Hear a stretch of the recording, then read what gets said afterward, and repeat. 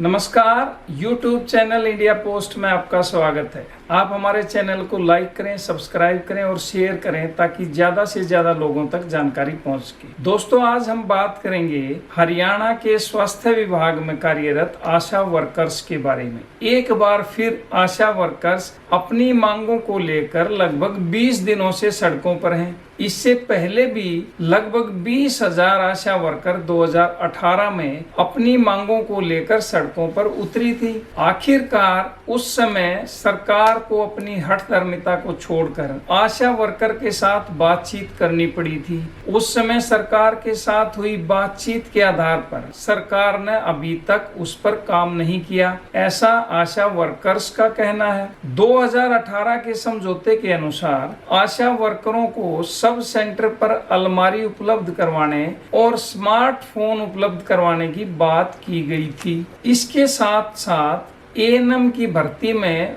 इन आशा workers को weightage देने के वायदे भी किए गए थे, लेकिन आज 2 साल बाद भी इन वायदों को लागू नहीं किया गया है। तभी तो एक बार फिर आशा वर्कर सड़कों पर हैं। स्मार्टफोन देने के समय आशा सर्वेक्षण ऐप के बारे में ट्रेनिंग भी दी जानी थी, लेकिन अभी तक तो आशा वर्कर्स को फोन ही नहीं मिले हैं। और बिना फोन के आशा वर्कर आशा सर्वेक्षण ऐप को कैसे डाउनलोड करेंगी, यह बात सरकार के अधिकारियों के समझ में नहीं आ रही है। वहीं केंद्र से मिलने वाली प्रोत्साहन राशियों में 50% की गई कटौती को बहाल करने के बारे में भी बात नहीं की जा रही है। अतिरिक्त जोखिम भत्ता देने के बारे में भी हरियाणा सरकार मौन है, जिससे इन आशा वर्करों में बहुत ही भारी रोष है और वो सड़कों पर हैं। आशा वर्करों की मांग है कि कोविड-19 में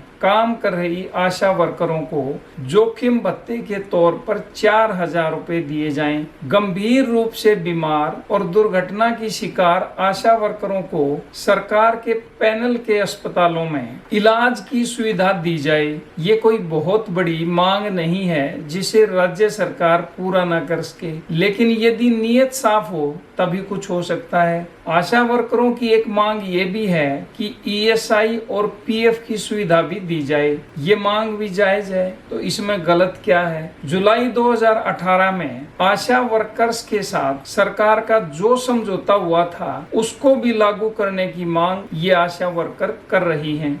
असल में हमारे देश में अक्सर जब कर्मचारी अपनी मांगों को लेकर आंदोलन करते हैं तो सरकार पहले कर्मचारियों की मांगों को अनसुना कर देती है, उनकी एकता को तोड़ने का प्रयास करती है। यदि एकता नहीं टूटती तो अपने अधिकारियों के माध्यम से समझौते का प्रयास करती है। फिर भी यदि बात नहीं बनती तो मंत्रियों को इस काम में लगाती है ताकि उनके साथ समझौता हो जाए। सरकार द्वारा लिखित में समझौता करके और फिर पीछे हटना कोई नई बात नहीं है। यही नहीं, समझौते को लागू करने में इतनी देरी की जाती है कि कर्मचारियों को बार बार सड़कों पर उतरना पड़ता है। ऐसा ही आशा वर्कर्स के मामले में हुआ। सरकार की हठधर्मिता का खामियाजा जनता के साथ साथ कर्मचारी भुगतते हैं। समझौते से सरकार जब जब मुकरती है तब तब कर्मचारी सड़कों पे आते हैं। आज आशा वर्कर सड़कों पे हैं। इसका वही कारण कि सरकार ने जो समझौता किया उस पर वो खरी नहीं उतरी।